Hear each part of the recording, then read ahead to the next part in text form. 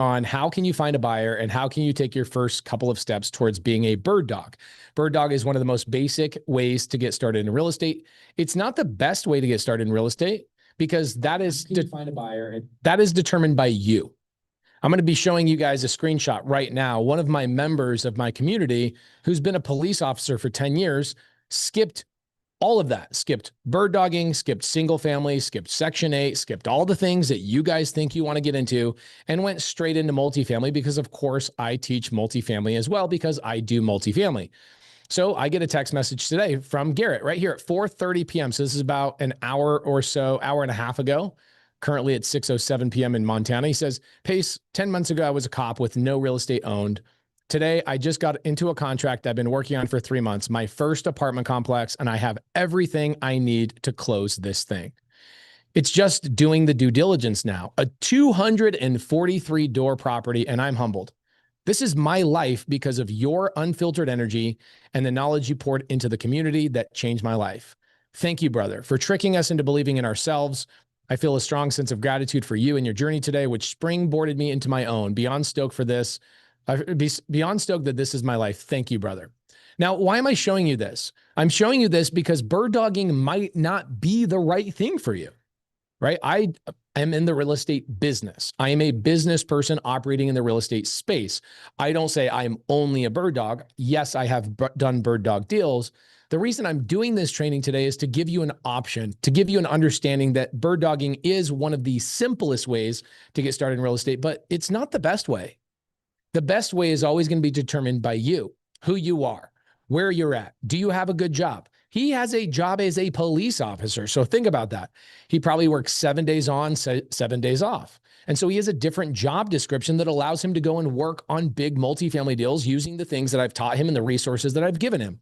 So he goes and works for 3 months on a 243 unit multifamily deal on seller finance, meaning the seller's going to sell it to him without a bank, without a credit check. Yes, this does happen all the freaking time. I get, 80 to 100 text messages like that per day.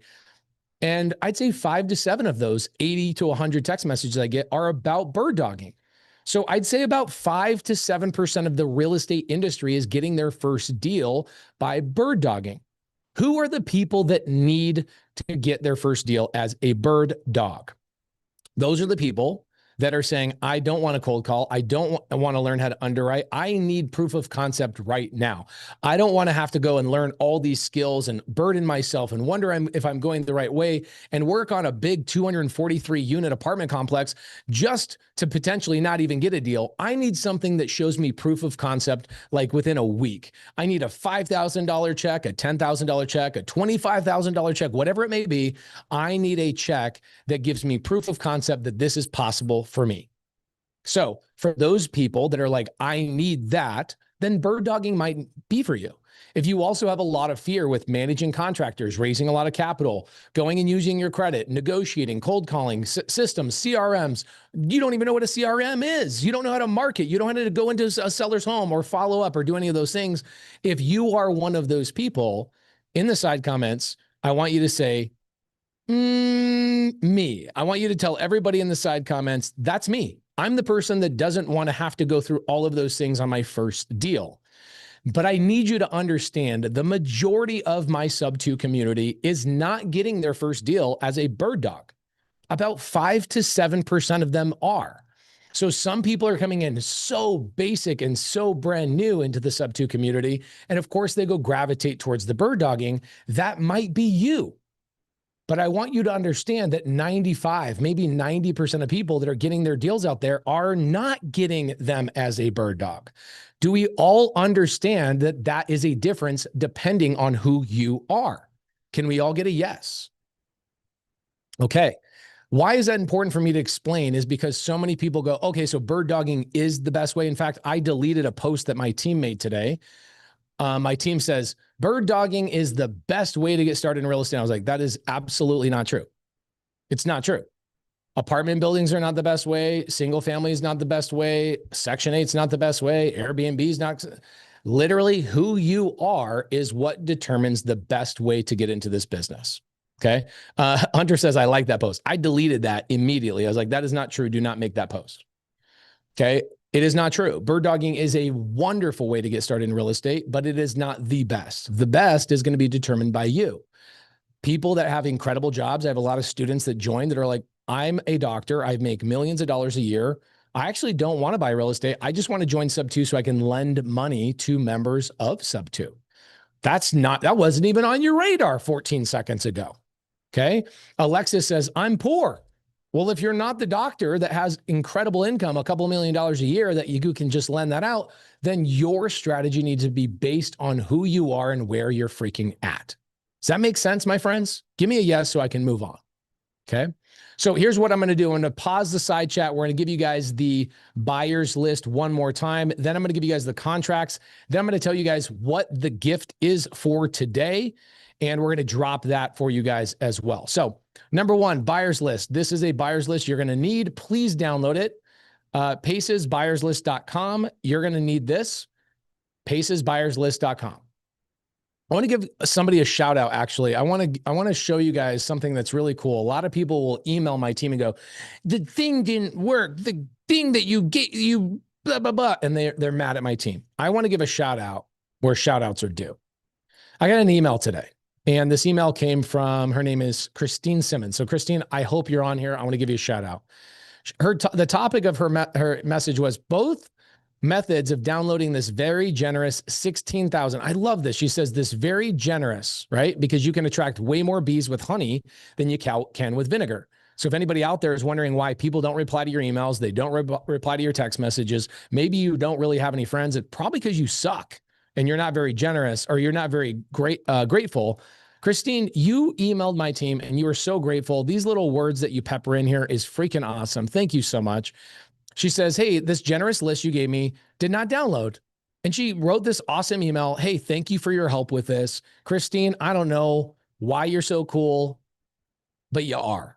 And I just want to say thank you. You were the actual person that my team was like, you know what? Instead of us making them download it off of Google Drive, let's make a specific domain name. So we made that specific domain name for you guys today, pacesbuyerslist.com.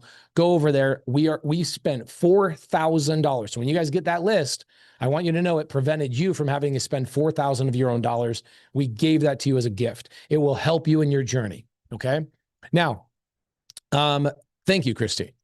That was day number one's gift. Day number two's gift was the $5,000 package of contracts. So purchase and sale agreement, assignment contract, and bird dog contract as well. We're going to be giving that away here right now also. Okay.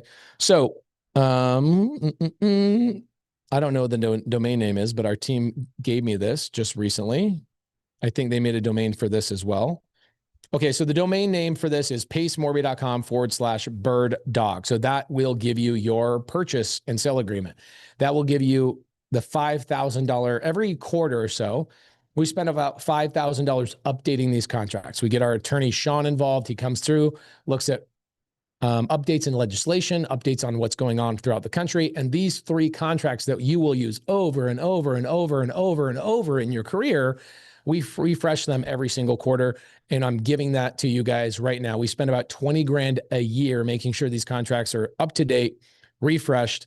And that is what that package is. So that's yesterday, pacescontracts.com. Thank you, Carly. So pacesbuyerslist.com, that's the first gift, $4,000. We spent that money on Monday, gave that to you today. That is a fresh list. We then spent the money on a fresh set of contracts. That's $5,000. So you guys got about $9,000 of gifts.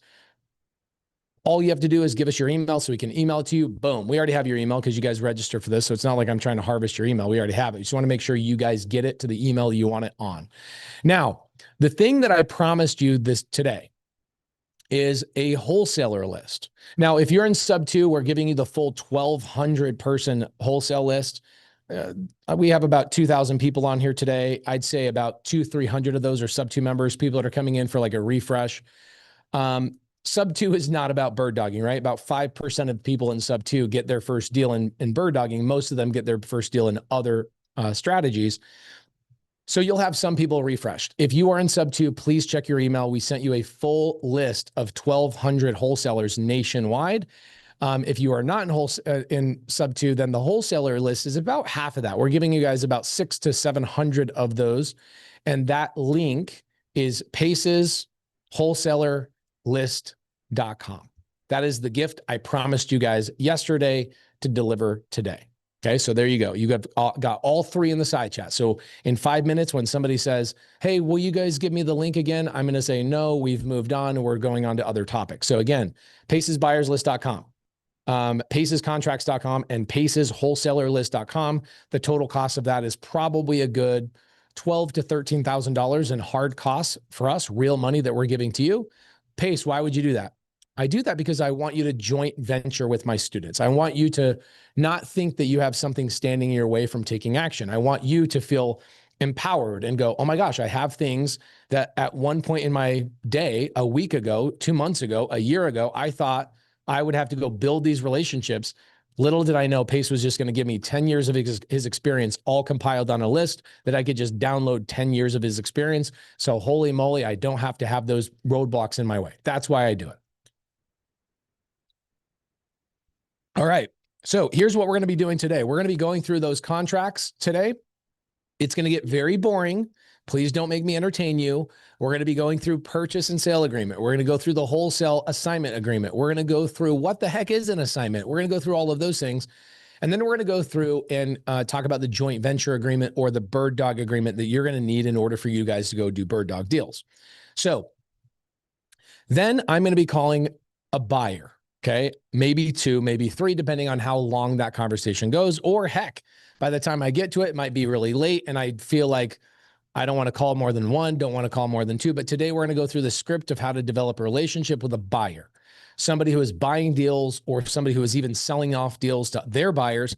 I want to show you guys how to call on that list, how to establish a relationship. And then what we're going to do is we're going to do some Q&A. At the end of today, I'm also going to give you guys another cool gift.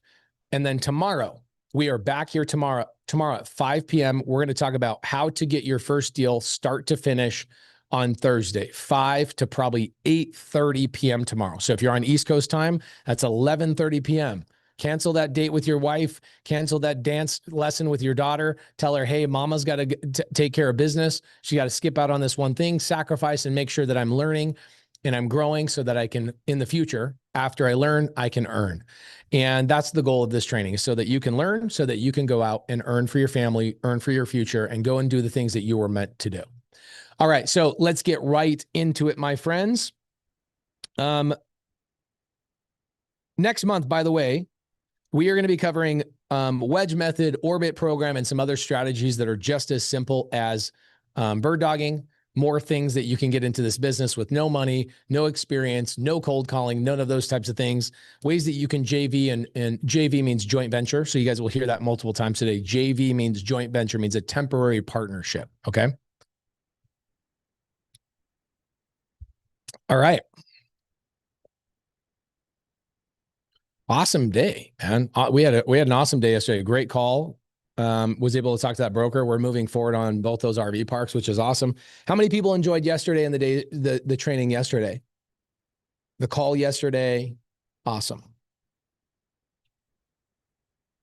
All right. So by the way, guys, if you have your hand raised today, you have your hand raised too early. We're going to do Q&A towards the end. So please don't raise your hand until the end. We will do some Q&A. Let's stay on topic today. What should we do, guys? Should we call a buyer first, or do you guys want to go through the contracts first? Which one do you guys want to do? I guarantee they're going to say buyer. Call the buyer. Show us how to talk to a buyer. All right. So as I was going through the list of buyers in Arizona, which is where I want to work with buyers, most of the quality buyers are already in our community. They're in the SubTo community. But guys, remember, the free Facebook group is not our community. That's just a group. Just we give free resources to, but we're not connecting. We're not doing all that kind of stuff in there. The SubTo community is, you know, of course, there's a lot of new people there that have never done a deal. They're just joining SubTo. But the majority of people in SubTo have done multiple deals. And we have a lot of people that are on that list, that 16,000 person list. As I'm scrolling through, I'm like, yep, that's a SubTo member. That's a SubTo member. That's a SubTo member. So today I'm going to be calling, sadly, probably a couple of SubTo members that are people that are in the community. So I'm not going to use my real name.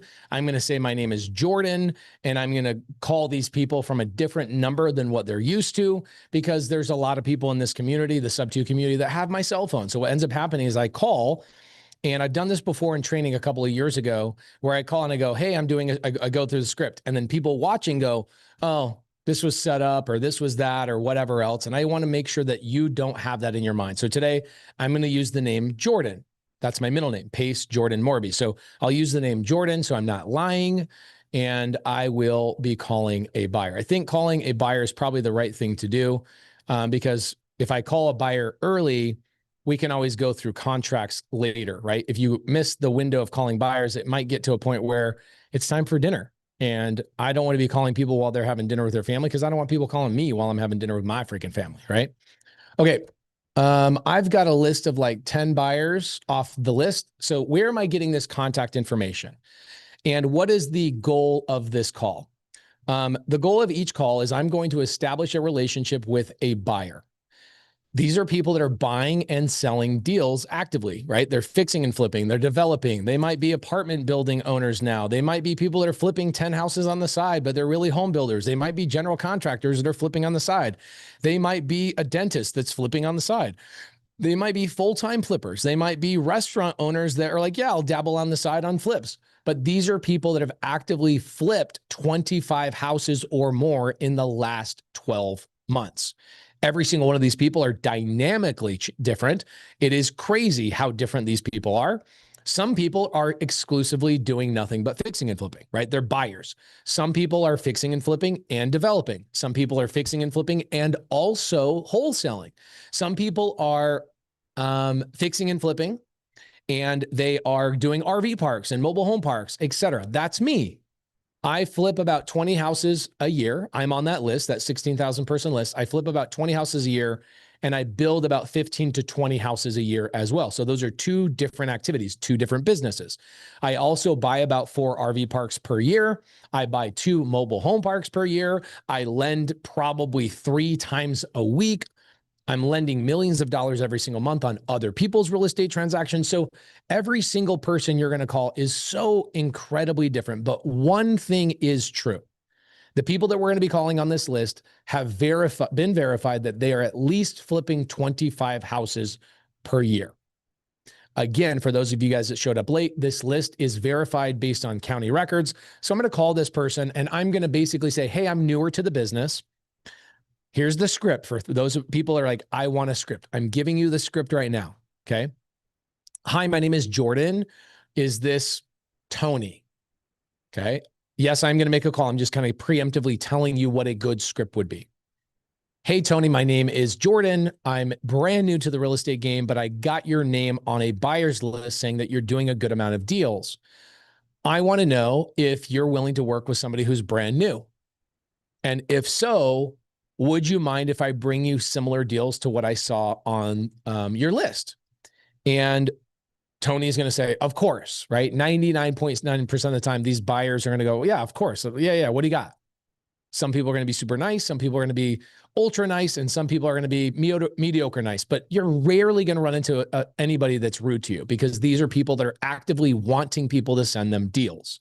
These are your customers. Write that down. A buyer of a deal is your customer. That's who's ultimately going to pay you. You've got buyers, who we're going to call right now, and then you've got suppliers. Suppliers are the list that I gave you today.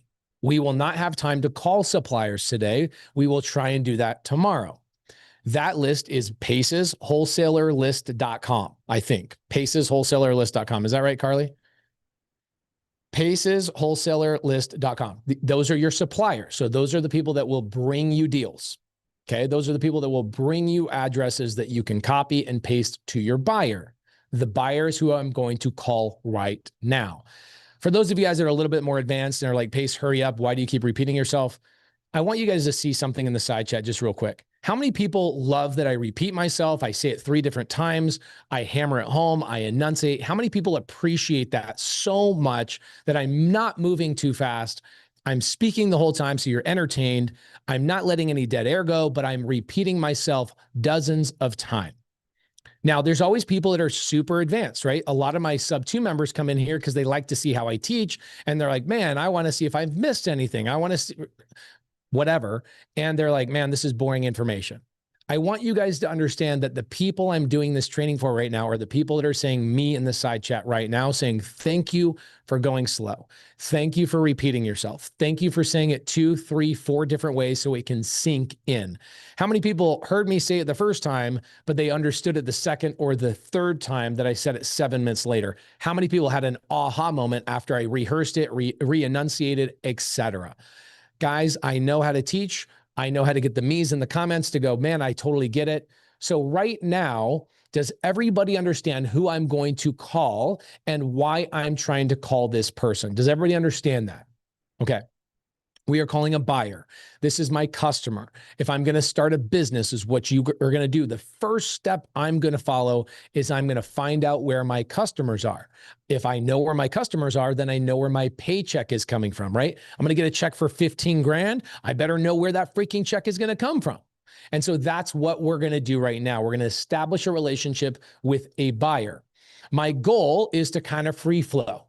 Okay. The script is pretty simple, but you guys all, how many ladies are in here? Give me a yes. How many ladies do we have in here? Okay, so you see all these yeses. How many ladies enjoy it when a man takes you or took you on a date and he was obviously reading from a script? How many of you guys enjoy that? Ladies, give me a yes or a no. So you see how we went from all the hundreds of yeses to the hundreds of nos? Guys, I want you to understand at some point, real estate investors don't use scripts. We build relationships. But I'm going to give you a framework, and hopefully this is a good example of, hey, you kind of let yourself bob and weave.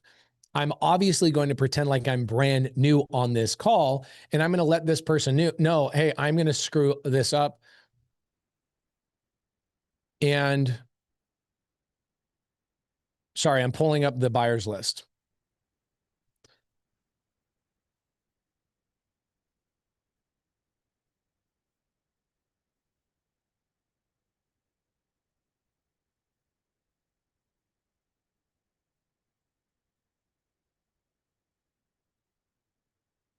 Okay, so the goal is to establish a relationship. And here are the things I'm going to try and cover. Number one, establish that they know I'm new. I'm not going to pretend that I'm experienced and I know what I'm doing.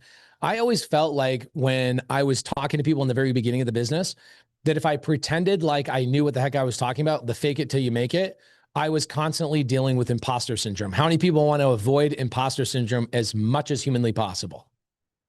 I hate that. I hate imposter syndrome. I hate pretending like I'm doing something that I'm not.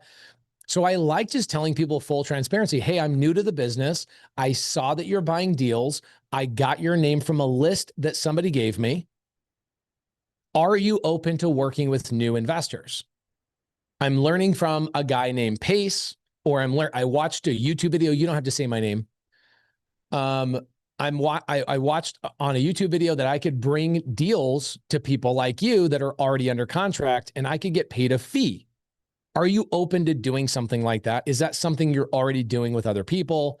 And obviously, I'm not going to speak this exact way, but this is what I'm attempting to do. I don't know how fast or slow this man or woman is going to talk. I don't know if they're even going to pick up the phone. I don't know if we're going to go through 7 calls and not get a hold of somebody. I don't know if we're going to get a hold of somebody on the first call. I don't know.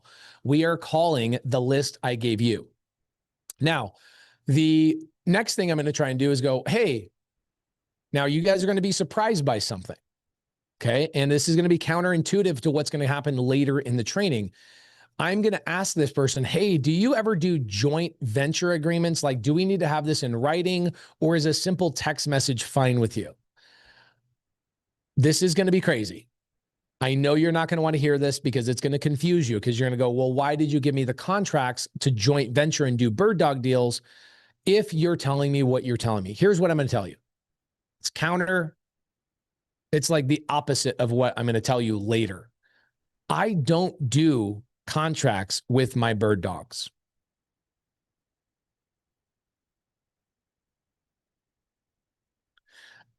I don't do contracts with my bird dogs. Okay. And the reason for that is because if I burn you, I have a public persona. Somebody could go on and say, Pace burned me on this thing, and oh my gosh, took advantage of me. Guys, I don't waste my time with contracts. I built a reputation. If I screw you or take advantage of you, my reputation would go out the window. That is way more important than any contract. Okay. And so I say this analogy. I know this is a really bad analogy, but this is the best one I got right now. Imagine you meet a man, let's say you're a lady, okay, and you meet a man that has cheated on his spouse or girlfriend or cheated on his business partner in the past. And he comes to you and he goes, hey, I want to establish a new relationship with you, but I promise you, we're going to fill out a contract that says I won't cheat you. I won't take advantage of you. I know I've done it in the past and I have a history of doing that, but we're going to put it all in writing and make sure that you're protected by this paperwork. Okay, that's option one.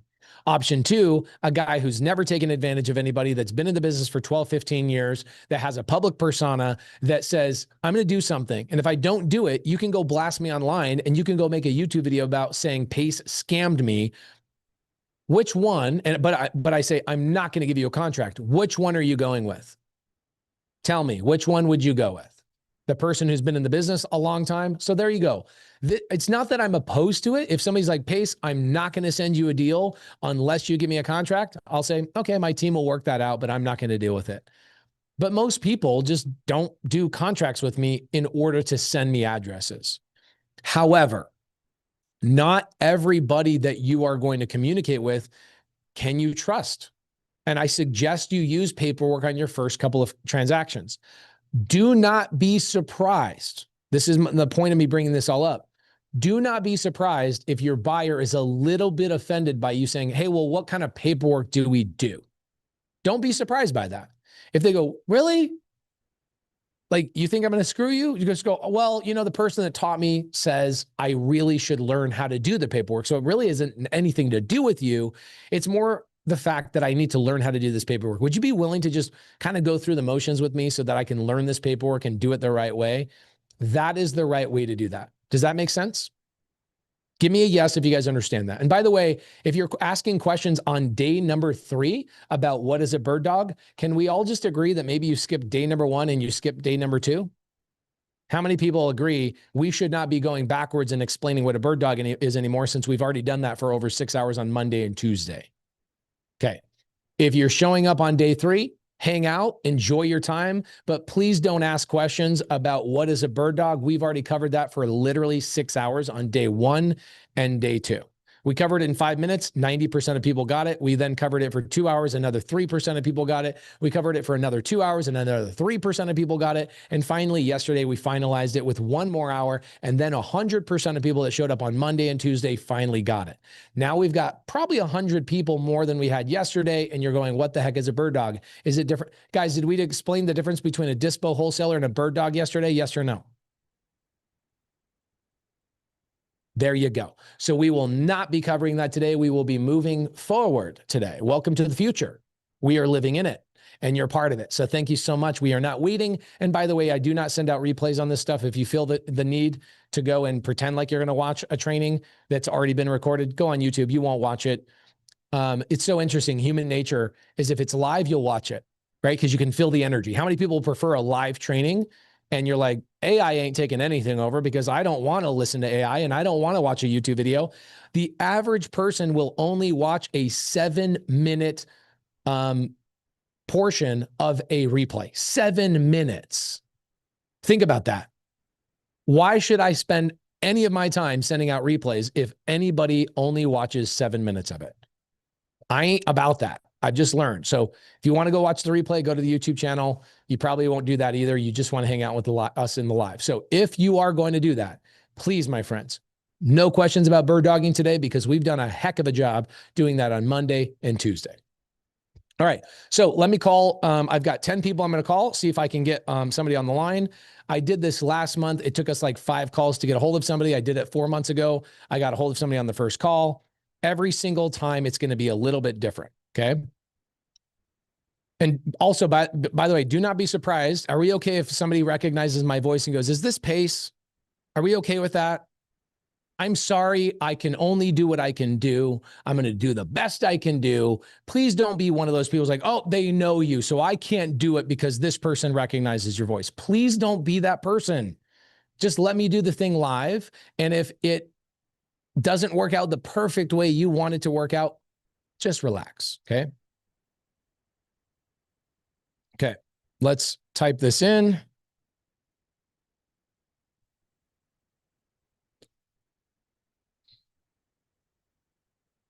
All right.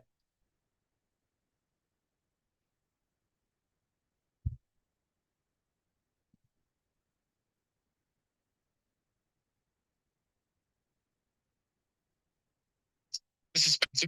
Hey, Spencer, my name is Jordan. How you doing, man? Thank you.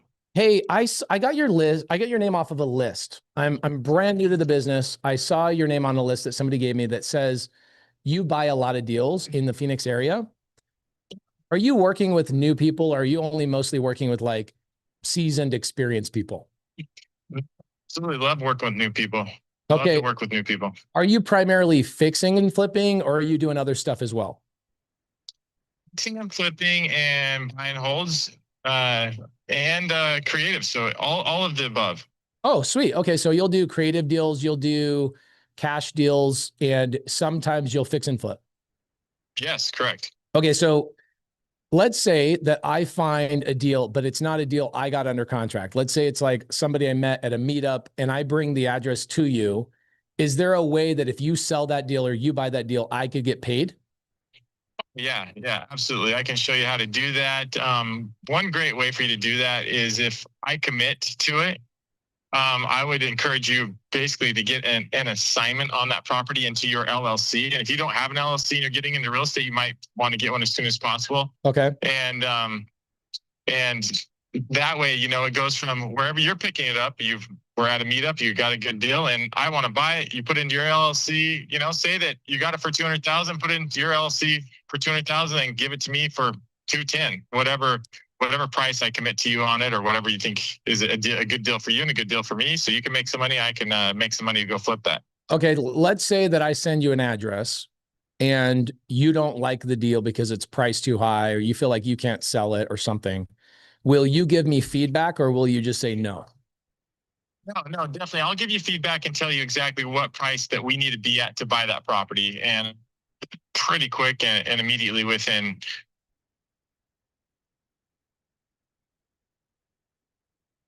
Spencer, you still there? I'll see if there's 2 seconds. Okay, cool. So, all right. So I send you a deal. You want me to get it under contract and then assign it to you so that you know what price I want on the deal. Yeah. So basically, and I want to make sure that like you're making money on it and you're secure so that you can get money and it closes through title and you get your check. So basically you're picking up a property and you're not putting any money into it. You're just committing it to it by assignment and passing the deal on to me. Correct. Okay. What if I don't know how to price my fee into it? Will you do a deal where you just sell the deal and then we split it, like you take 60, I take 40 or something like that? Yeah, we can do that also. That's not a problem. So what you probably need to do is, because you don't know how to price it or what's going on, you just need to say, hey, what do you think you can sell it at? And hopefully, let's say, go back to the 200 mark. If you're getting it for 200, I say, hey, I'm pretty confident we can sell this for 220. I'm fine with that. I mean, a 60-40 split is I'm still making money and you're making money and we're both happy. When everyone's making money, everyone's happy, right? All day long. And if you're helping me coach along and you don't mind me being a newbie, that makes my whole day. Yeah, happy to coach you along, share the numbers with you, share the contract, share the assignment, whatever you need. I'm happy to help you with, no problem. Okay. So my first step would be, where should I send the deal? Should I send them to a text message to you, or do you have an email that I should send them to? I'm actually okay with a text message. If you'd like, would you like me to give you that number? Do you mind if I give it out to all my friends? Yeah, that's fine. Okay. Yeah, if you don't mind, yeah, give me your cell phone number, the one that you want. It's text me at 480-283-25. 480-283-25. 5, and I will make sure to, like I said, send me that deal. I'll let you know what I'm confident we can pay for it, and get back with you as quick as possible so that you can continue working it. Amazing. You're the freaking man. I appreciate you. I'm going to start working on sending you over addresses. Just like 10 seconds of just like really quick advice. Yes, please. When you're sending the deal, don't send me an attachment. Send me actually in the text. Send me the actual address in a text. And don't send me a picture, because if I have to refer back to that address, I can't pick it up. You know how you do a quick text search and I'm looking for the address. If you send me a picture or an attachment, it's not going to pull up. So actually, like, I need a text of the address of what it is. And likewise, don't send emojis. Emojis do not sell deals. Okay. So I'm not a fan of that. So those are just a couple of quick advice. Anything else that newbies do that you wish they didn't do? Yes. If you are a newbie and they ask you, are you direct? They're not people that apply properties. So anyone that says, if you're new in the business and you send a property to someone and they say, hey, are you direct to seller? Those people who ask you that, they are not true buyers. People who are true buyers don't care if you're direct or not. They care about what type of deal that you have, okay? So don't ever be threatened or think like, oh, crap, I'm not direct on the deal, and why are they asking me this? Like, if someone asks you that, they aren't seasoned buyers and they're not buyers anyways. Spencer, you're the freaking man. Thank you. Hey, thank you. Appreciate it. Okay, have a good day, brother. I'll see you. Bye. Okay. Simple. Sad thing is out of the top 10 people that I have on my list right now, the first person, Spencer, I have him as a SubTo member since 2020. He made $3 million last year. He made a big post in SubTo 2 months ago saying, I made $3 million last year, literally just doing nothing but bird dogging. He's on the top of my list, but I didn't realize it was Spencer C, who a lot of people in Arizona know who Spencer is. So I had to call from a different number, had to fake my phone number or fake my name, but that's how those calls go. By the way, 16,000 people, I gave you that list. How much? Okay, hold on a second. Somebody just said where to find buyers. Are you a lunatic? Alan, you and I are gonna go to fisticuffs. Okay. Can't be that easy.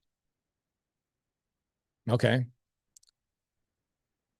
Anthony Plowden, I think is your name. Anthony Plowden. Anthony Plowden, how you doing, man? What's going on, Pace? No, I was saying Anthony that. Plowden, come on, man. You got to have a better attitude than that. No. I was saying that jokingly.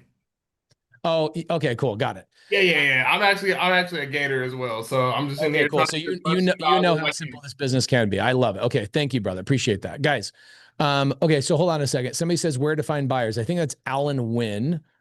Alan Wynn is the guy that I was like, man, are you a lunatic? Alan, what's up, brother? Hey, how's it going? I'm sorry if it had something to do with the prior day. Yesterday I wasn't able to attend because it was my partner's birthday. Okay, no worries, Alan. So in the very beginning, like the first 30 minutes of today, I literally explained the 16,000 buyer list, who the buyers are. The buyers are your customers. That's where you're going to get your check. This is who I'm going to call. And I gave you that list, pacesbuyerslist.com. Do you remember that part? Yeah, I thought that was the wholesaler list. Okay, so guys, do you see why I repeat everything like 18 times? Can everybody in the side chat lovingly tell Alan he's a lunatic? Just saying, hey, Alan, with love, you're a lunatic. You didn't pay attention. Say, with love, you're a lunatic. Okay. Okay. So Alan, let me explain this to you. I gave 3 gifts away. So today is Wednesday. This is the 3rd day of the week, right? You missed Monday. So you obviously missed the gift. You missed Tuesday. You missed the gift. And you didn't miss Wednesday. You're here.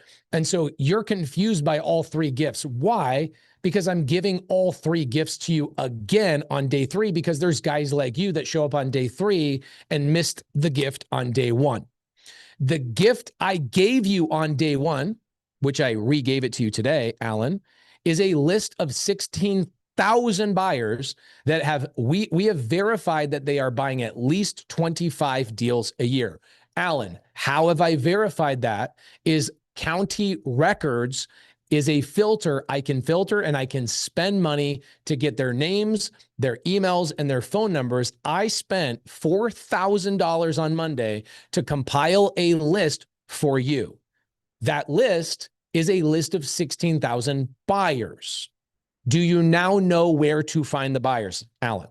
Yes, I've made the connection now. Thank you. I actually did have that list from before. I just, yeah, but thank you. Thank you for making that neurological connection. I appreciate Alan, you, and I'm sorry for making you repeat it. where do you live? Because I'm going to come karate chop you right in the arm. I'm from Minnesota. Okay, I will not be going to Minnesota. But Minnesota is pretty cool. Here's the other two gifts I gave you. I gave you the wholesalers that are out there spending money on marketing. Okay. What they're doing is they're spending money on billboards, radio, TV, advertisements, all sorts of things. And they're going in the living room of homeowners. They're doing what we call direct to seller. If you listen to Spencer, SubTo member since 2021, you'll hear Spencer say, hey, if somebody asks you if you're direct to seller, that's industry lingo for the people who are going in the living room and getting the contract with the seller directly. That is DTS, direct to seller. Those people are your suppliers, meaning they're going to bring you houses and addresses under contract that you can then bring to somebody like a Spencer, one of the 16,000 people. So wholesalers are your suppliers. I gave you that list today. That was today's gift. So Monday, I gave you your customer. I just called the customer and I explained to you and showed you how to make that call. Did everybody understand what questions to ask, how to flow through the call? Was that helpful for you guys to see that? Yes or no? Okay, cool. So those 16,000 people are your buyers. Your buyers are the people that will pay you for a deal that you bring them. Where does the deal come from? Well, the deal comes from wholesalers. Do you guys want me to call a wholesaler right now and we can have a conversation with a wholesaler? Okay. Where is the list of wholesalers? Did I give that to you guys today? Okay, perfect. Pace's wholesalerlist.com. I gave you 600 names across the country. If you are in SubTo, I gave you 1,200 names across the country. Okay. By the way, guys, Rigel says, I would like to go through another bio call. Bro, I've been on here for 50 minutes. I have an hour and 10 minutes. Do you guys want me to go through the contracts today or not? Do you guys want me to just be on calls all day long or not? Like, what do you, come on, guys. Come on.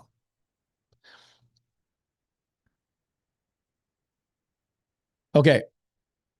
It's really interesting to me because what happens is I call one person and everybody then wants that person's phone number. Guys, I gave you 16,000 of those people. Why do you gravitate to the one person I called? Why is that? Can you guys help me understand that human psychological issue that you have? Because you want the job done for you. You want it handed to you. You want somebody to just do the job for you. Guys, these are not cold calls. These are 16,000 people. I'm going to tell you right now, if you immediately go, give me that person as a buyer, you need to be kicked in the shins because you are lazy. You don't want to make a call. You don't want to do anything. You literally can be shown and given every tool and you just want somebody to hold your hand all the way through the process. Say guilty if that's you. It's okay to say guilty. I know the feeling. If I didn't know the feeling, I wouldn't know how to call you out on it. Okay. So let's jump. You guys want me to call a wholesaler? I'd have to pull one up. Okay. Let me put on pause on side chat just for a second. So let's explain to you guys what this role is one more time for the people that showed up day 3 that did not show up on day 1 and day 2. Just very quickly, the chain of events. Okay. So every single deal starts with what? Always starts with a seller. Okay. That seller could have, ooh, here's a good example. Check this out. I have a student who came and joined SubTo because he wanted to learn creative finance for business buying. I teach a lot of business buying because I teach creative finance. I got an email today from one of my students because I'm looking to buy an excavation company on creative finance. See, yesterday, today. Okay, cool. So Sarah, his assistant, I want to be careful. I don't want to show her contact information because people reach out to her and bother her. Okay, so check this out. Yeah, guys, I'm sorry. I've just learned the hard way over the years. People will be so lazy that all they'll do is call the one person I showed instead of going, hey, here's 16,000 people. They'll just literally call the one person I show you, and they'll hammer that person. That person's like, dude, why'd you show me on freaking a training? I'm getting hammered by people that are lazy. Okay, so you see all these companies right here, right? A Premier Custom Homes in the Hamptons, Established Colorado Roofing, Established Roofing and Construction. These are all companies that my student is representing. Okay, his name is Michael.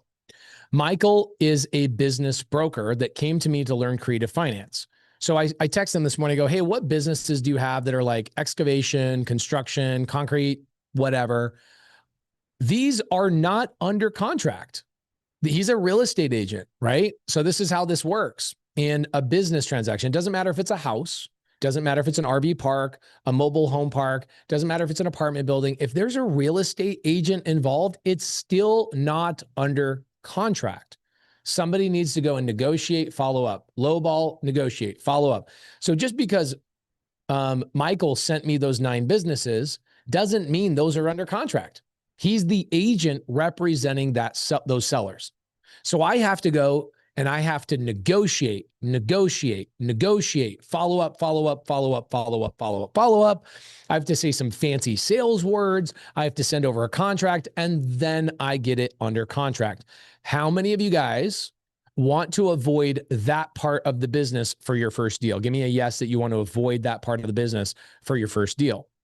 That is either called direct to seller, meaning you are the person that's directly communicating with the seller and the representation, or that would be called I'm the wholesaler, right? I'm going to the person and I'm negotiating. How many people are like, I do want to learn that. Pace, I do want to learn that. And I know you teach all of that stuff, but really, I just want the simplest way to get into the business because I am fearful of negotiating, following up, spending money, CRM, systems, confusing. Oh my gosh, I don't want to look stupid. I don't want to worry about the paperwork. I just want a simple way. So please teach me bird dogging. How many people are obviously 2,100 people have been hanging out with me for 3 days. So that is obviously you. Okay. So let me pause the side chat. Ola Santos, not everyone is as nice to talk to as he was. So the new people, we can get discouraged quickly. Okay. Ola, awesome. I love it. Ola, can I beat you up just a little bit? Like with love? Can I beat you up just a little bit? Come on up here. Let's chat for a second. Hey, what's up, Pace? Oh, Ola is not a woman. It's a dude. Love it. Yeah. Where's that name come from? Well, my dad's from Africa, from Senegal, but my grandpa is from Cape Verde. Okay, cool. Okay, so Ola, I want to point something out. You are right. I totally get that. I get a lot of nasty calls as well. Okay, I'm going to explain and show you something really kind of magical, and I hope this helps you in your journey. Okay. Yeah. And I appreciate you pointing this out. So we're going to go to my YouTube channel. Guys, if you guys ever feel like you need a little bit of bump, go to the YouTube channel. I'm going to go over to my channel and we're going to click on videos that I've posted in the last couple of weeks. The good, the bad, the call. No, that's not it. Low ball or go broke, scared or secured. Let's see. Which one is it? Stop waiting, take action. No banks, no credit, buying a plane. Why I did this. Okay, there's a really great call where the agent was really, really rude to me, and I said something to the whole room. I don't know if you, Ola, you probably have not watched this video, correct? No, I have not. Okay, give me just a second. This is so important for you to see this and learn this. No. 20-minute real estate game plan, easiest way to bird dogging, you just don't know it. Scared, secured. Oh, here we go. Okay, cool. Okay, so I want to show you something. Your name is, I'm pronouncing it correct when I say Ola. Is that correct? Yes, yes. Okay, cool. So Ola, what I'm going to show you is my friend Jamil right here on the screen getting yelled at by an agent. And very quickly, we can all get discouraged by these calls. Okay. Okay. 270,000. Here, let me change this so you guys can hear the voice. This is a call, by the way, if you guys want the unfiltered call that's like not edited, please go to the YouTube video, and there's a link in the description. You guys can get the full link. Okay. Let me share it with you guys in the side chat so you guys can go and check this out. Leave a comment if you guys are dope. Okay. So Ola over here, see, this is one of my students, Tim Yu, and this is my friend Jamil, who I've done thousands of deals with. And we're calling agents kind of in a round robin, meaning Jamil makes a call, Tim makes a call, then I make a call. Okay. Listen to this call. What did it close at? 270,000, dip. We bought it What for did you that. sell it for? We haven't sold it yet. We're, How many have you? we're, 85282. Just call me back after you walk through. we're never going to call you back. You're the most unprofessional real estate agent we've spoken to.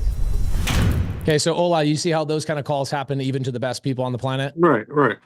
Okay, so what I did is, this is interesting, and I would suggest you watch the whole thing, because what I explain is right here. Then Tim gets on another call. Okay, so Jamil gets on a call that's ruthless. Then Tim gets on a call that's also ruthless, and the agent is such a freaking jerk. Okay, here's the full call of Jamil. You should watch the whole thing. Then right here in this video, I'm talking to a room full of 75 newbies that I'm helping them get their first deal in person. Okay, I do that once a month. I bring 75 newbies into my office, and I guarantee that I can get them their first deal in a week or less with them on my team.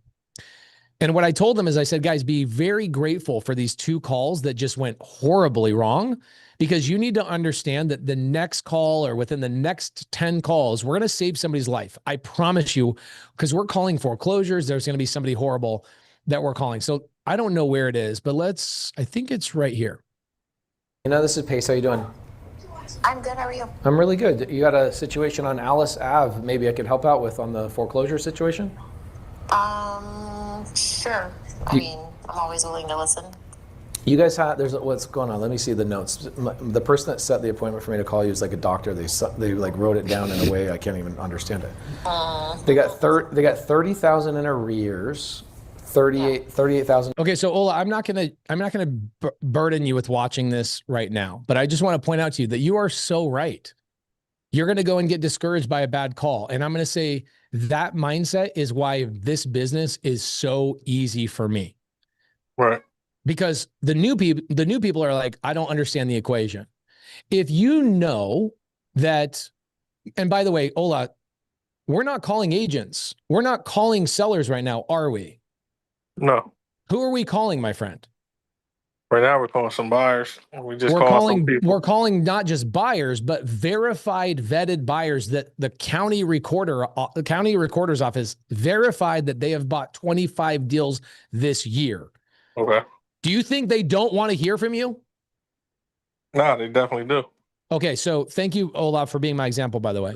Yeah, It's very different than when you're calling an agent and you're cold calling an agent about a deal that's in foreclosure. Can we agree that these are completely different scenarios? Yeah. Please stop believing that calling buyers is a scary thing. 99% of the calls you have with a buyer that I gave you on that list will be great calls. Okay. These are not agents that are protecting their seller and saying, well, why are you calling and what's your offer? That's not the call you're making, my friend. Right.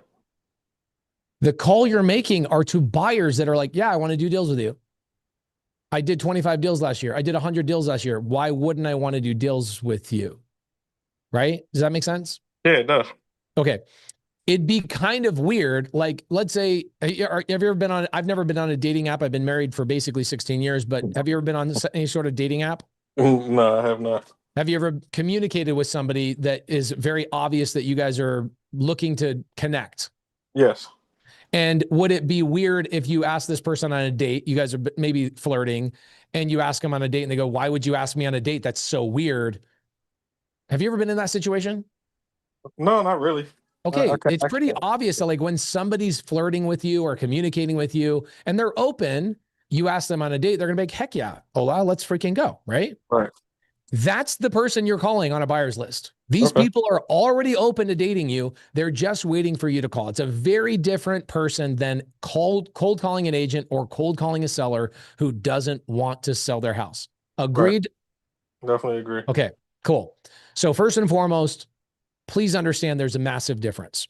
And the reason why you choose bird dogging over let's go straight to multifamily and cold calling and negotiating and underwriting is because you want to potentially avoid that pain.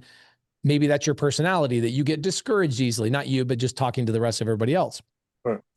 Bird dogging avoids all uncomfortable conversations. The first person you're calling is somebody that wants you to call them. That's the first person you're calling. That is your first step of being a bird dog. On day number 1, we said step number 1 to being a bird dog is call a buyer. Step number 2 of being a bird dog is focus on one buyer. I'm already done with step 1 and 2 of being a bird dog right now off of one call. Where do I get these phone numbers? Is the same list I gave you. 99% of people you communicate with on this list are going to be very similar to Spencer. Now, will you ever in bird dogging have to call a real estate agent and have a discouraging call? Yes or no? I don't know. I'm new to this, so I'm not sure. Okay, so you skipped day 1 and day 2. I did not. I've seen some of it. I wasn't able because kids and all that. It's hard to split my time up and just focus and be in one thing for like 2-3 hours. Okay, so you need to go back and rewatch it because you're expressing concerns in the side chat coming from a place where you skipped the live training. And that's okay. I'm okay with that. I'm not criticizing you. I'm just letting you know that these things have been very clearly communicated the last couple of days.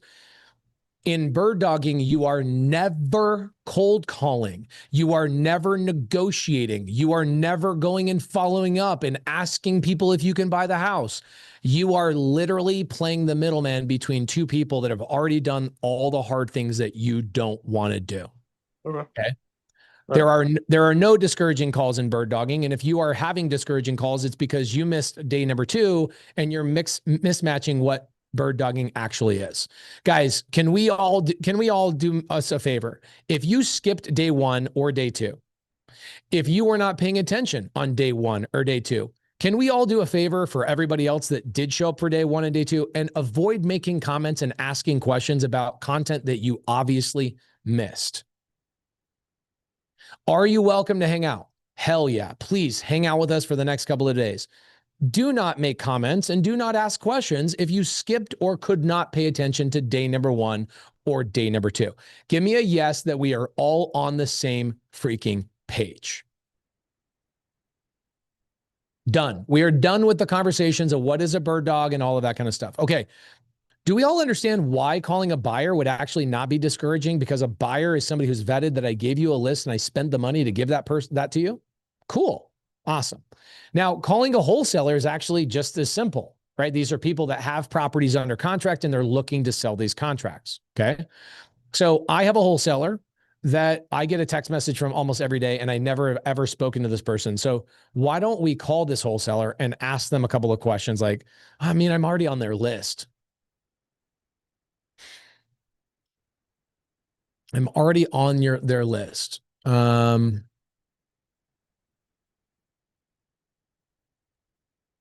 on. Let's go to Taylor. So Taylor Bell says, I trust you know what you're teaching. So for this, I would defer to what you're doing. You're a generous and fantastic leader and a gift. Oh, thank you. Thank you. I appreciate that. Is there a link to day 1 and day 2? Go on my YouTube channel. They're the last couple of lives that we did. Pace, thanks so much. My first call tried to contact an agent directly as a wholesaler. And he said, you sound like you're reading off of a script. Yeah, this is what I'm saying. This is the hard part about that part of the business. Bird dogging does not have any of those issues. Okay. Mohammed says, call from another number using a different name. I think I did that. Mohammed, were you here when I did that? Do you guys kind of feel like what I feel like is like 10% of the people in the side chat are on some sort of hallucinogenic? They like obviously watched what I said. I communicated 5 times. I said, I'm going to call from a different number. Guys, I have 4 phones. I have 4 phones for 4 different businesses. I called Spencer from a number that I've never called him from before. I used a name he's never heard before. And then Mohammed says, can you call from a different number and use a different name? Mohammed.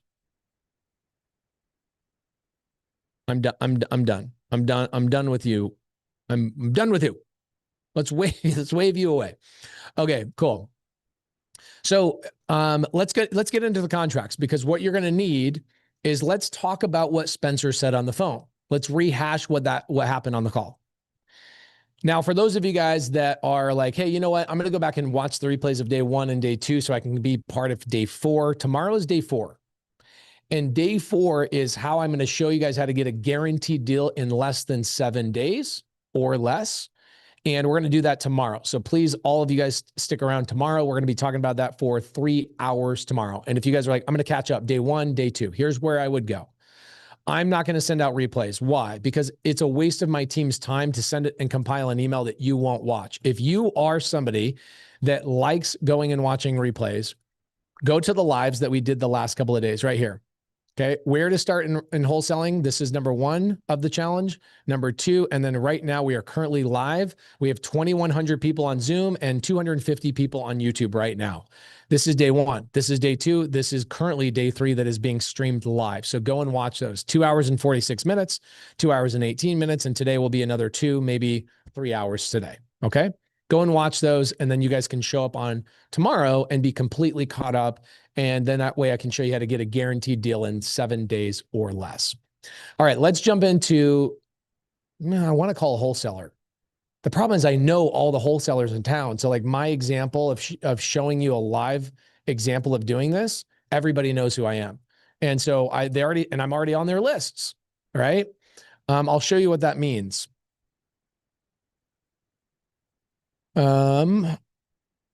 Let's see, I'll show you email or text messages I get every single day. Check this out. Let's go to, this is, I'd say one of the people I get probably 4 or 5 deals a day from. He sent me a couple of deals today. I want to show you guys what this looks like. His name is Ronald. Okay, so I don't reply to a lot of his text messages, okay, because he should be sending these to my team. But I'll show you what this looks like. This is a wholesaler that sends me a deal or 2 deals almost every day, okay? And once you're on their list, they send you an address or 2 addresses every. That's all I have to do as a bird dog. That's literally it. A supplier sends me a text and I go, awesome. I copy it.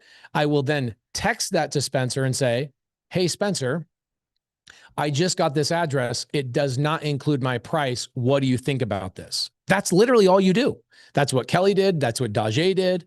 That's what Maddie did. That's what hundreds of other students have done with mine or with me. They literally copy the address, the price, the pictures, the exact same way. Now, if I copy this, okay, so let's open up a new text thread, okay?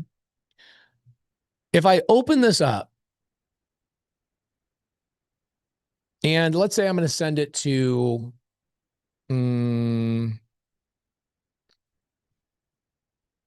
I'll send it to Jamil.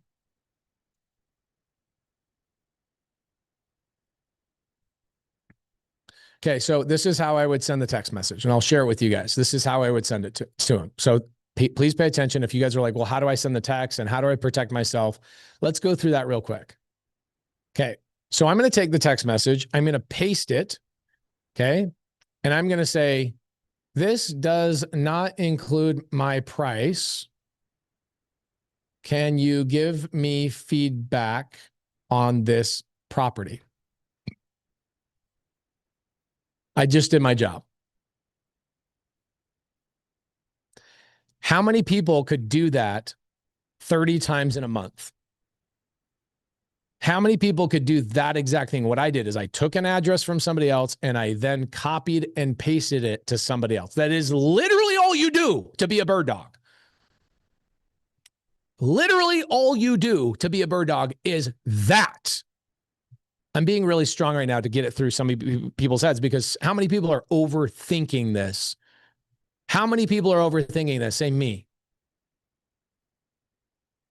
Guys, I showed you, I gave you the buyer's list, 16,000 people vetted, doing 25 deals a year or more.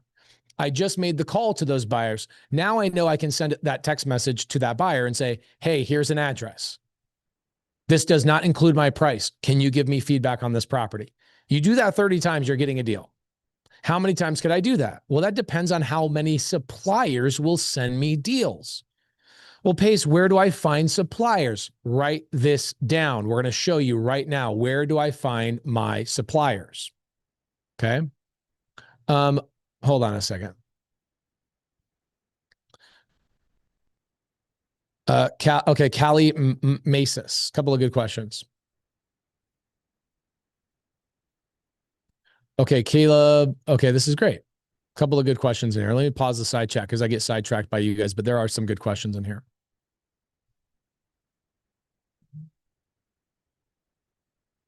Callie, how you doing? Let's chat.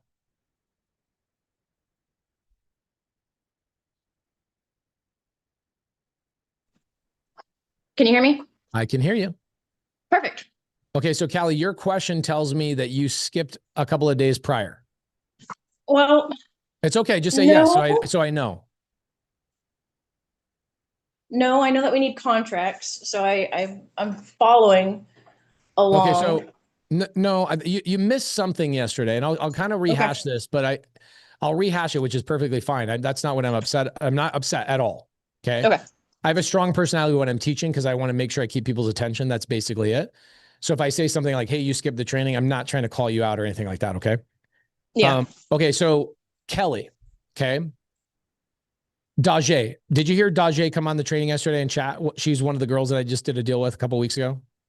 I did. Yeah. Okay. And how did she send me the address? She sent me the address exactly that way. Okay. So she copies the address. She sends it to my team. I'm not the one that looks at deals. Somebody on my team named Heidi looks at the deals. Heidi replies back to Dajé and says, "Yes, I like that deal." Then Dajé says, "My price is not included." Heidi then says, "Perfect. Let me walk through our metric." So can I walk through my metric for my team? Yes. And can I walk through my metric for my team so that you understand every buyer is going to be a little bit different? Absolutely. Okay. Did you hear how Spencer wants me to get paid? Yes. It looked like there was a couple of different options there. You're right. So one of them was a 60-40 split. So let's say he says, "I don't want to do the deal, but I'll sell it to one of my buyers." He goes and sells the deal. He takes 60, I take 40. So let's say that we sell it for 20. In his example, it was a $20,000 deal. How much money would he make? How much money would I make? Sorry, I'm not great at math, and I'm distracted by my dog currently. Okay. I'm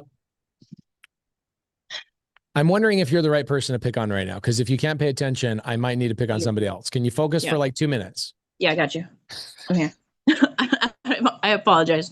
Dear God, I'm trying to change people's lives and they can't focus on anything. Holy smokes.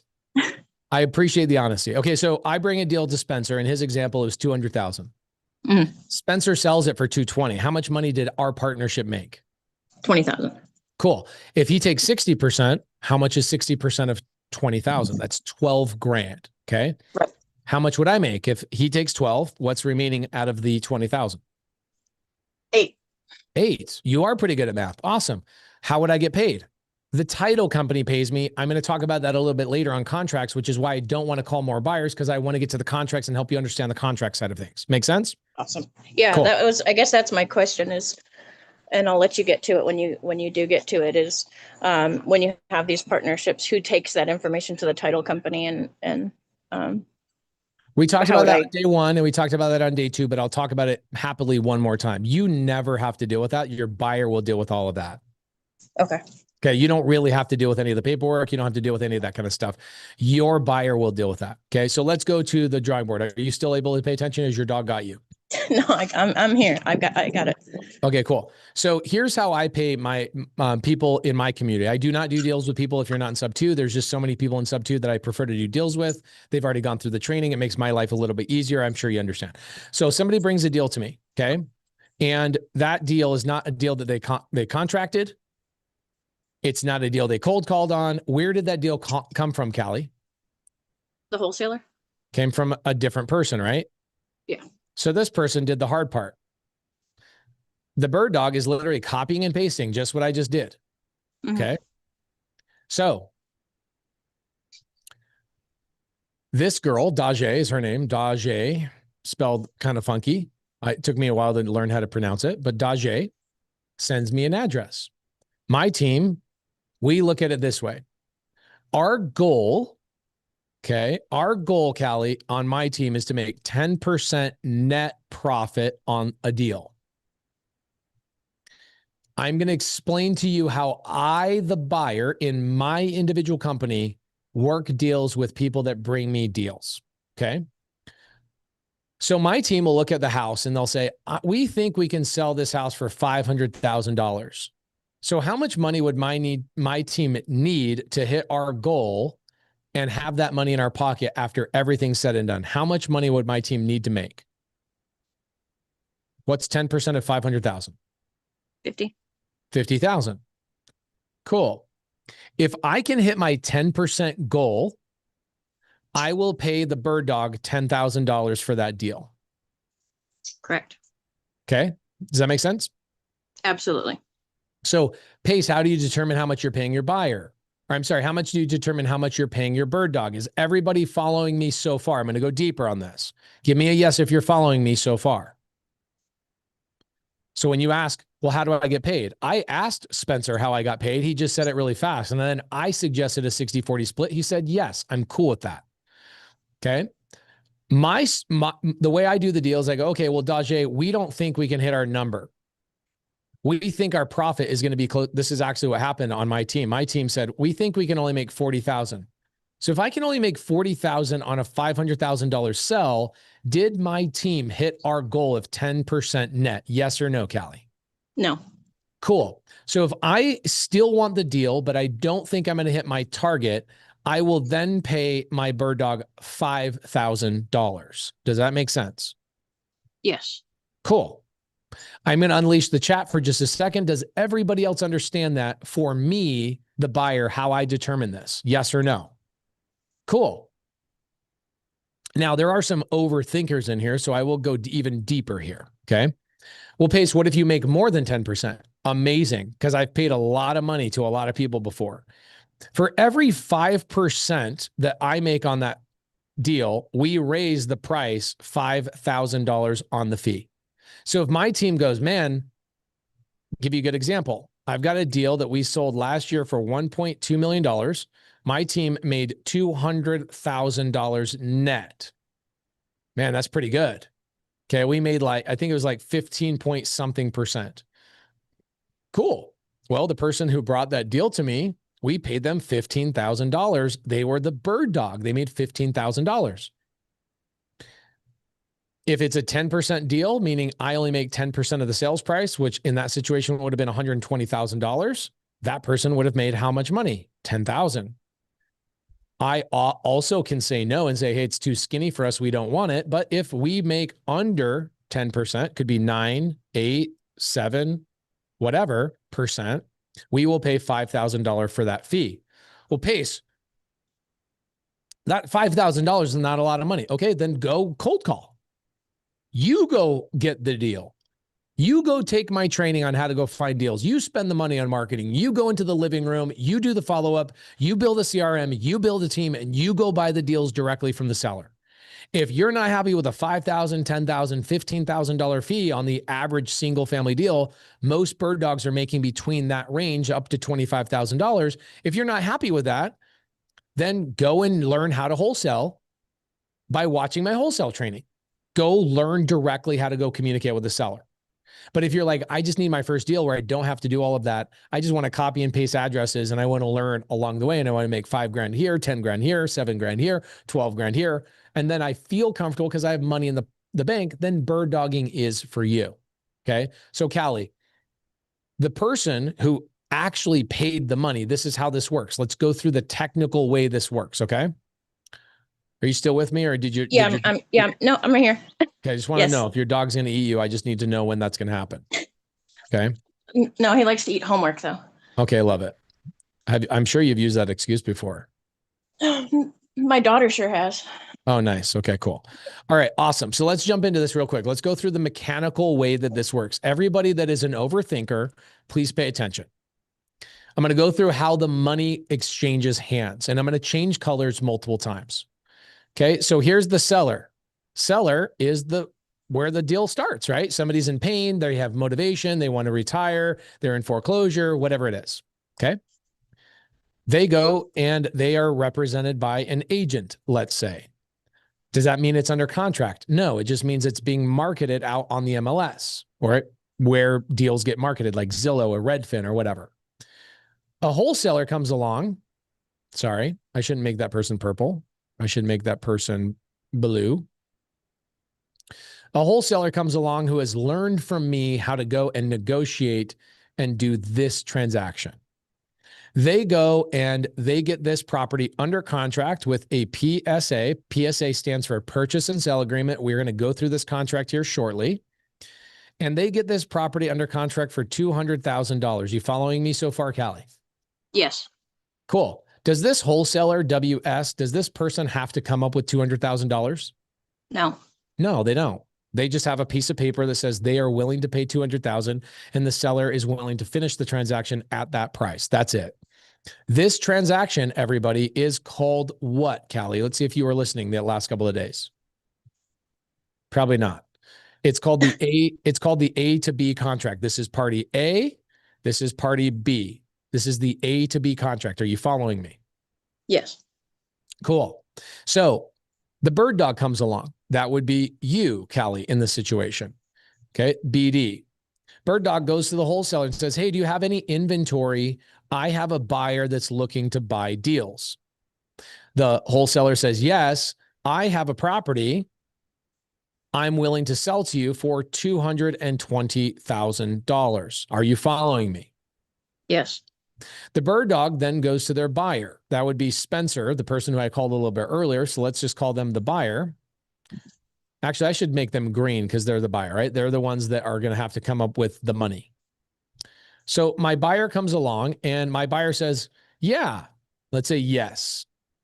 I like that deal at 220. Let's get the deal done. What then happens is the paperwork gets worked on by who? The buyer is going to say, perfect, give me the paperwork. Let's get this thing moving. Your agreement with this buyer is important because A, I'm the type of buyer that I will handle all the paperwork by myself. Okay.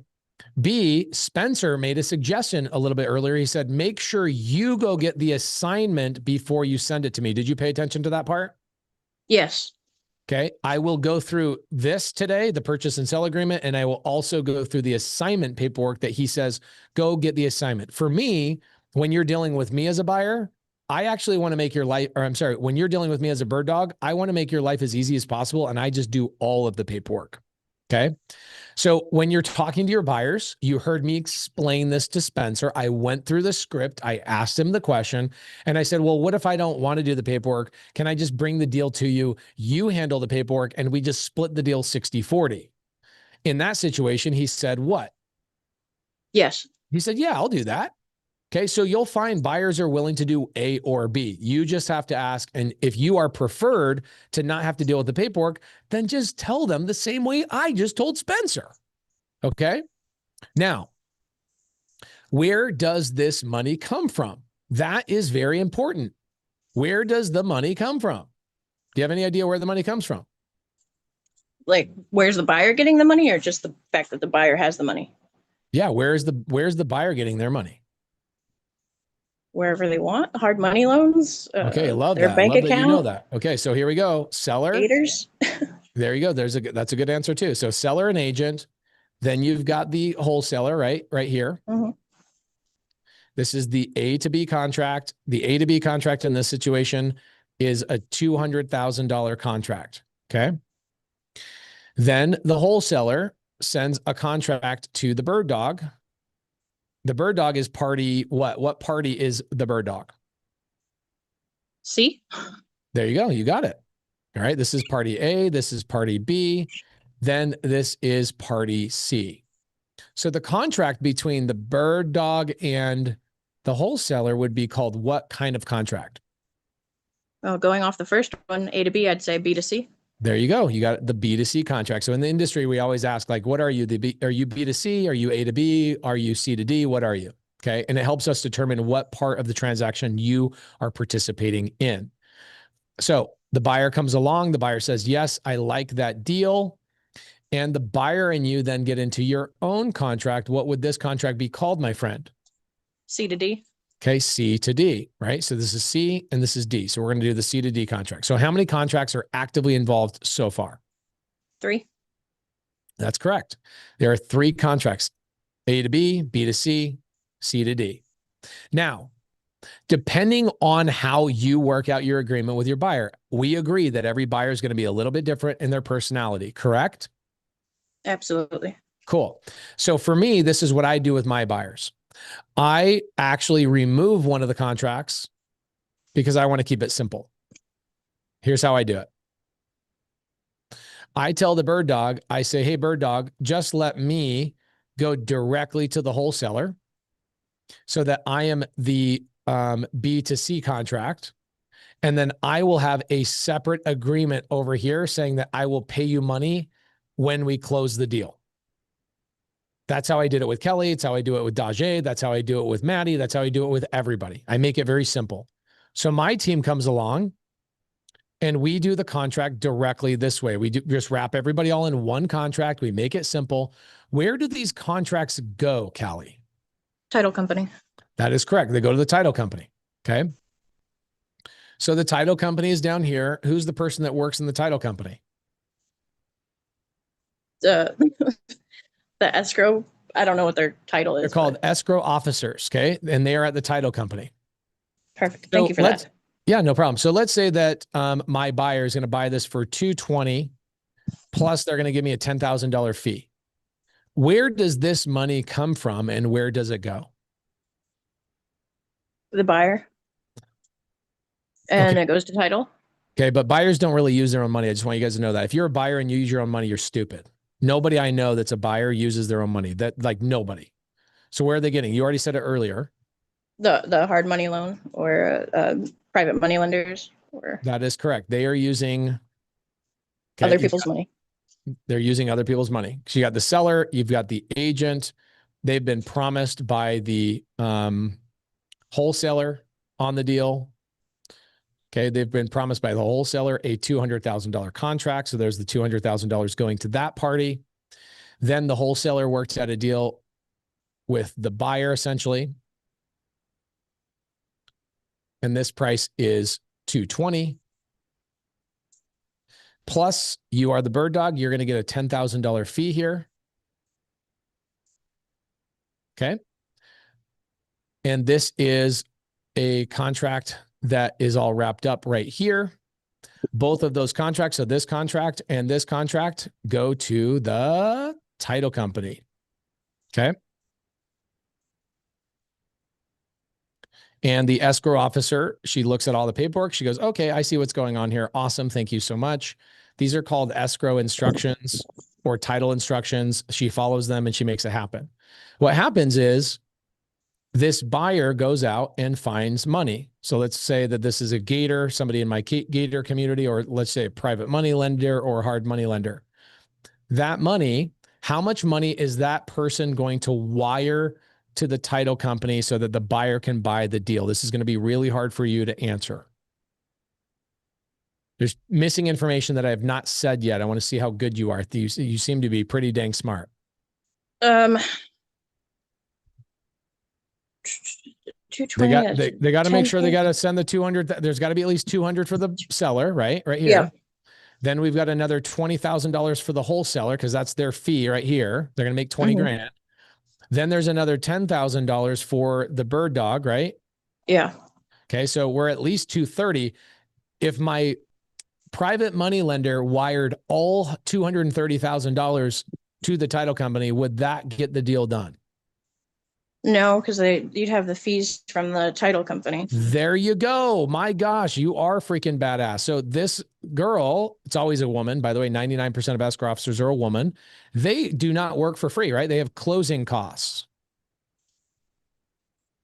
So what happens is the buyer, so that would be Spencer, the person that I called earlier, that buyer would go to their hard money lender and say, hey, I need $240,000 to close this deal. So how does that work? Let's go through this. If the funder or the lender, okay, let's just call them the Gator. I'll just call them the lender. Make it simple for people. They're lending money to the buyer. That lender is going to wire $240,000 to the escrow officer. Give me a yes in the comments if you are following along on the math so far.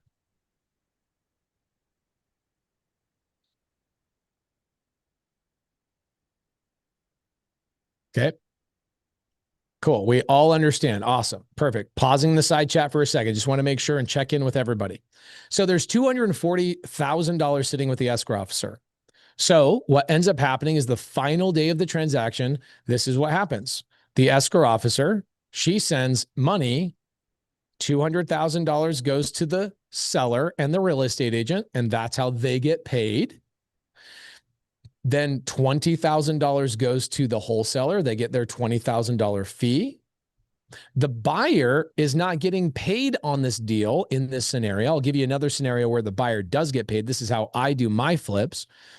And then $10,000 gets wired to the bird dog. So the bird dog gets paid from the title company. The money comes from the lender.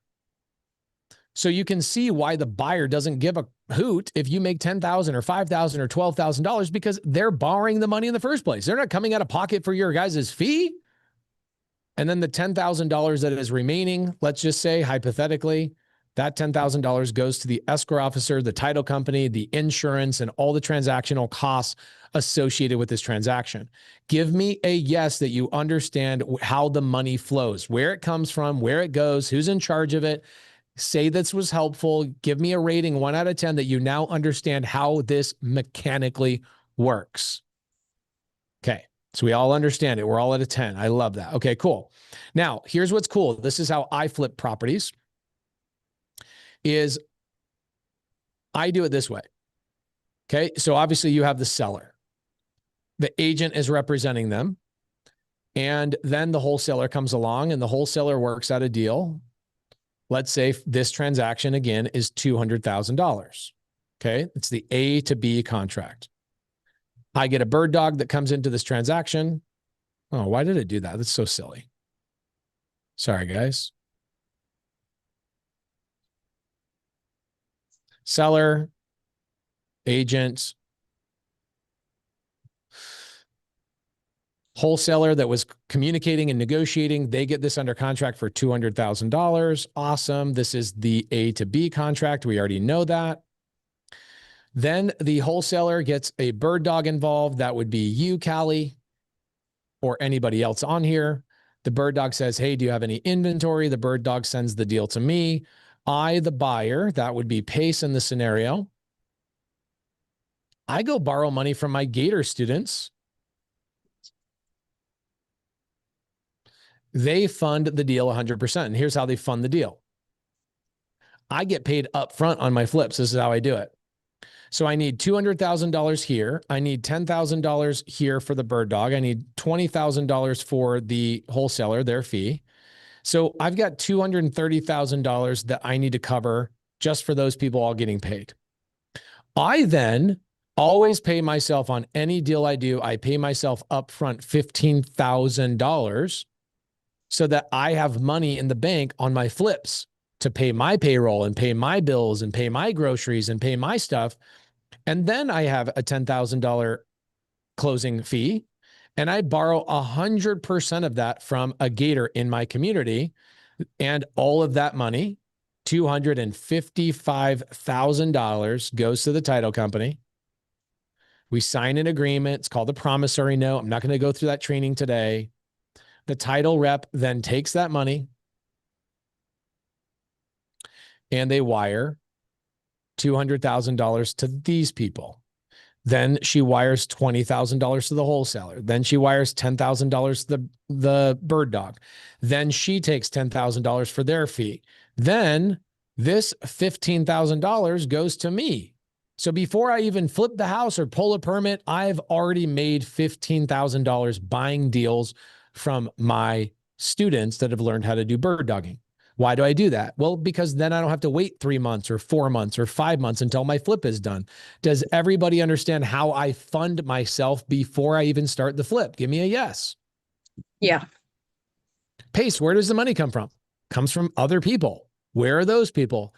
If you guys want, would you guys want a list of my Gators tomorrow that will fund deals for you in the future? Would you guys like that list? Okay, tomorrow, end of the very end of the training tomorrow, I will give you a list of 500 people that will fund your deals 100%. Okay. Is there any resource you don't have now, right? You have you're going to have the contracts. We'll go through those shortly. Do you have a list of wholesalers I gave you? Yes or no? Do you have a list of wholesalers? Okay, cool. Do you have a list of buyers I gave you? Absolutely. Do you have the contracts that you're going to need for this? Yes. Am I going to give you a list of my students that will fund your deals for you in the future when you decide to start buying deals for yourself? Yep.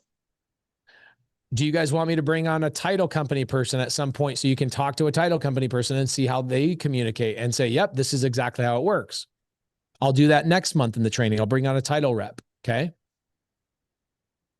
Boom. Is there any resource that I have not given you that you need in order for you to start taking action? Yes or no? No. Isn't that crazy?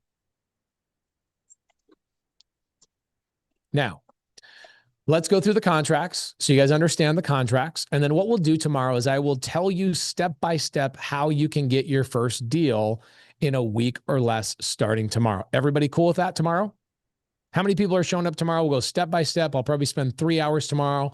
I might even spend 4 hours tomorrow. I'll do a lot more Q&A at the end than I will on these individual days, because I find that when I do Q&A, before we're all done with the training, people start asking questions about things that I have not trained on quite yet. Okay, cool. So I will give you guys a list of your private money lenders, Gators, that will fund you 100% on your transactions. I will give that to you tomorrow. I'll have to compile a new list. I'll give you a fresh one. I've given out lists in the past, but I'm going to give you guys a very, very, very fresh list tomorrow. I will have Taya. Let's see. Let's see here. I'm going to tell Carly. Carly, can you reach out to Taya and Jade and get a new list of 100 lenders that will fund these deals? Also, let's give them the lists from last quarter that have already been given out. By the way, thank Carly in the side chat. She's constantly like taking notes on the promises I make so we can fulfill on the promises. One thing that is more important to me than anything else is that I honor my word and I do exactly what I say I'm going to do. Okay.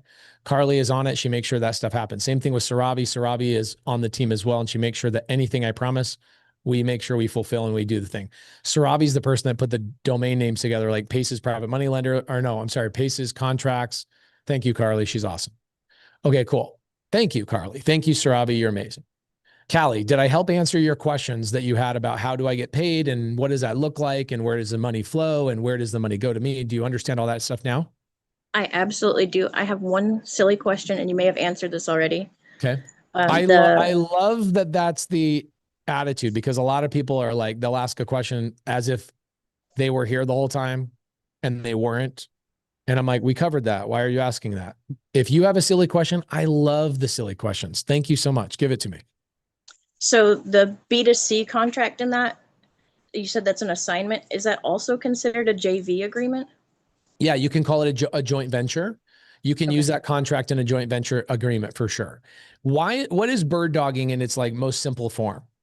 You need to understand that people go, oh, this is JVing. No, it's not. JVing is more complicated than bird dogging. What does JVing mean? Joint venturing. It means you have more than one buyer. It means you have more than one supplier. You're not playing a more simple game. Bird dog, do you know what a bird dog is? You ever played Nintendo Duck Hunt?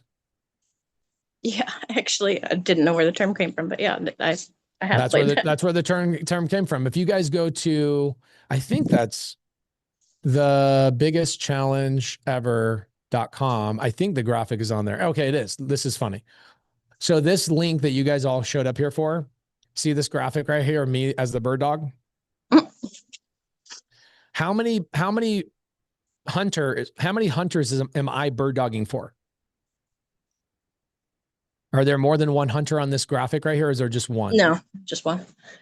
Okay, that is the biggest difference between bird dogging and anything else, is that you are literally working for one hunter until you get your first deal. Then you can start expanding into more complicated relationships. Does that make sense? Yes. Okay. How many times do you think I've said that this week, guys?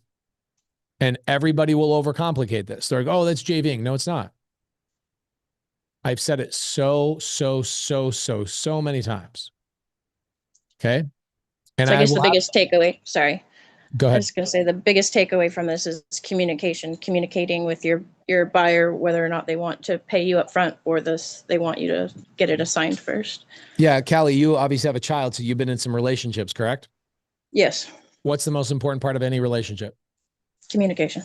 So not just real estate, not just finance, not just buying businesses. It also happens to be the core principle of our daily lives. Yeah. So that shouldn't be surprising to anybody in here, correct? Yeah. Okay, cool. So yes, you need to ask the buyer. And I always lean on just telling the buyer, hey, I prefer not to deal with the paperwork. Is there any way we can just split the deal and I don't have to deal with any paperwork? That's what I prefer if I'm the bird dog. I'm like, you deal with the paperwork. If you're going to burn me, you're going to burn me. That's how honestly, there are people that have burned me in this real estate business. I am so grateful for every person that's burned me because I've never done business with them ever again. And I'm able to tell everybody the names of people openly. I've been screwed by a guy named John May. I can show you on public record. The guy, I lost $1.1 million from him. Public record, the guy filed bankruptcy on me and I lost $1.1 million. I was 8 years into the game. I could stomach that burden. I will tell you the names of these people that have hurt me, damaged me, and taken advantage of me. And I'm grateful that it happened. Okay. The challenging thing is people go, oh my gosh, I'm so afraid of my own shadow. What if somebody takes advantage of me? How about what if you just do something with your life instead of asking questions? What if the only what if question you asked was, what if I take action? So every what if question you ask, guys, going forward, by the way, Callie, I'm not talking to you, I'm talking to everybody else. What if the only question you ask going forward until you take action is, well, what if I just take action? Like, what if I just do the thing that Pace told me to do? He gave me all the resources. He basically did all the thing for me except for doing the thing for me. What if I just stop asking questions and I just start taking action? Callie. Yeah. You have a daughter, right? Daughter and 2 sons. Yep. Okay. So daughter and 2 sons. So you ever read a parenting book? Way back when, yeah. Not anymore. Okay, but it gave you all the information you ever needed on how to raise these individual children with individual characteristics and personalities, correct? It was a game changer. No, okay, it wasn't. It was the only thing you ever needed to learn. You didn't need to learn on the job, right? No, I've had to learn every single day. Okay. So why is this any different in real estate? People are like, well, I need to know everything before I do the thing. I'm like, guys, then why did you get in a relationship? Why did you get married? Why did you have children? Hell, why did you get a gosh dang dog that steals your attention during a Zoom? Because you learn everything on the job. You learn how to handle a dog. You learn how to, people give you the framework, they give you the resources, and then you have to learn how to be a parent, how to be a spouse, how to be a good friend, how to be a good dog owner on the job. Now, tomorrow, of course, I'll teach you guys how to be a little bit more held through the process. I'll talk about that tomorrow. But I want to go through the contracts right now. I prefer, okay, I'd say the last 100+ deals I've bought through bird dogs, people that are in the SubTo community that came to me and go, here's the deal. I had nothing but verbal agreements. That's me. If that bothers you, don't do a deal with me, because I'm not going to sign a JV agreement with you. We're going to communicate. And if I ever screw you, you better go blast me on Reddit. You better go blast me on YouTube. You better go freaking take down my name. When you are new and you feel like I really need that agreement, then I would ask these buyers, I would say, hey, I'm learning the process. Can we have some sort of JV agreement, some sort of bird dog agreement? And that is one of the agreements that I gave you today. The paperwork, the documentation written by an attorney. There are, in this transaction that we talked about, okay, those are the 3 contracts you're going to need. Let's go through it one more time. You're going to need once you are the wholesaler, which you're not yet, but once you are the wholesaler, here's the seller, here's the agent, and then here's the wholesaler. This wholesaler is using something called a PSA, a purchase and sale agreement. I gave you guys that today. Okay, this contract is the most expensive contract out of the bundle I gave you. We will walk through it shortly. This is the purchase and sale agreement, okay? The next agreement you're going to need is you are going to need what is called an assignment contract, which is also in that agreement package that I gave you, assignment. Okay, and this is another contract. This is usually a 1 or 2 page agreement. This one is like 9 to 12 pages. This one is 1 to 2 pages, okay? Then you're going to need another assignment agreement, right? So here's the buyer. You and your buyer are going to have another assignment agreement. Okay. So there are, again, that's the same exact assignment agreement. Now, what is a JV agreement? A JV agreement has no involvement in this real estate transaction. Does the title company care about your agreement with the buyer and how you're going to get paid and all of those things in your relationship and blah, blah, blah, blah, blah? No. Does the seller care about your JV agreement? No. Those JV agreements don't make it to title. That is a JV agreement that is outside of title. It is basically an establishment of your relationship. That JV agreement is also in the bundle of contracts that I gave you. But that JV agreement goes between you and your buyer when you establish your relationship after your first or couple of phone calls with each other. Does that make sense, everybody? Give me a yes. Yes. Cool. So I am going to go through those 3 contracts, show you guys where they are, all of those types of things, okay? So that we can understand that. And I'm giving you all of these. Will you, as a bird dog, let me ask you a very interesting question. Will you guys need this purchase and sale agreement right now if you are choosing to be a bird dog? Yes or no? No. No. Is it good for you to have when you need it? And is that why I'm giving it to you? Absolutely. Cool. The 2 contracts you're going to need in this bundle are right here, the assignment contracts and the JV agreement. As a bird dog, those are the 2 contracts you need. If you bird dog with me, guess how many contracts you need? 0. I have transaction coordinators. Literally 5 of my transaction coordinators are here at my house in Montana. Molly, Shelly, Kelly, Heather, Jade are all in my kitchen right now eating dinner with my family. 5 of them, because we're running a private money lending mastermind this weekend in Montana. I have 5. I don't need you to do any paperwork. I have a team that does all the paperwork for me. Why would I want you to screw up the paperwork when I could just do it for you? Spencer, who's also a SubTo member, been trained by the community for 4+ years. Spencer is like, yeah, I can do the paperwork for you. That's how most experienced SubTo members are going to treat you. They're going to go, yeah, I got you. No problem. Because that's the spirit of our community. So if you guys are going through that 16,000 person list and you run into SubTo members, you're going to notice the difference in their behavior and their personality because they've been trained by me for 4+ years. And they go, yeah, dude, we're here to change the industry. We're here to uplift the industry. Let me just handle the paperwork for you. Callie, will you talk to buyers that say, yes, I'll do all the paperwork for you? And then other buyers that go, no, dude, I'm really not good at paperwork. You got to do it yourself. Otherwise, I'm not going to help you. Only if I haven't found my first buyer first, because I'm sticking with 1. There you go. Well, so you might run into a buyer that's like, I'm really busy. I'm not buying right now. Okay. And I'll show you. Check this out. I have a wholesaler that sends me and Heidi. Heidi's on my team. She sends me and Heidi a deal, I don't know, probably once every 2 weeks. Not a lot. And it's interesting. I saw the response from Heidi today. Check this out. All right. Right here. Let's go down here. She says, Natalie, we will pass on this one. We're still on a brief pause due to the number of active projects we have going on, but please continue sending opportunities our way. We expect to resume acquisitions soon. I'm a very transparent and honest buyer. I'm not going to lie to people and say I'm buying when I'm not. Okay. Now, my team that's my fix and flip team. Oh man, this is a whole nother training for another day. I won't go down that tangent, but Heidi, let's say you call Heidi, you get a hold of Heidi. She's on that list. Okay. And Heidi says, sorry, I'm not buying deals. Should you wait around for Heidi to say, I'm ready to start buying deals again? Or should you move to the next buyer? Move to the next one. There you go. Thank you. That's a really good answer.